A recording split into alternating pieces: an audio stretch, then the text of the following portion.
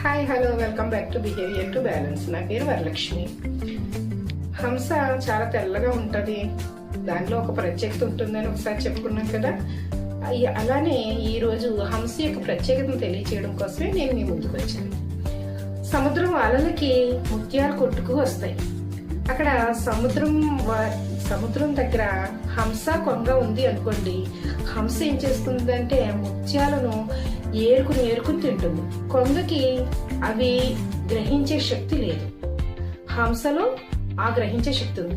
మరొక ప్రత్యేకత ఏమిటి అంటే పాలు నీరు రెండింటినీ కలిపేసామనుకోండి, హంస కేవలం పాలను మాత్రమే సేకరిస్తుంది, నీటిని వదిలిపెట్టేస్తుంది.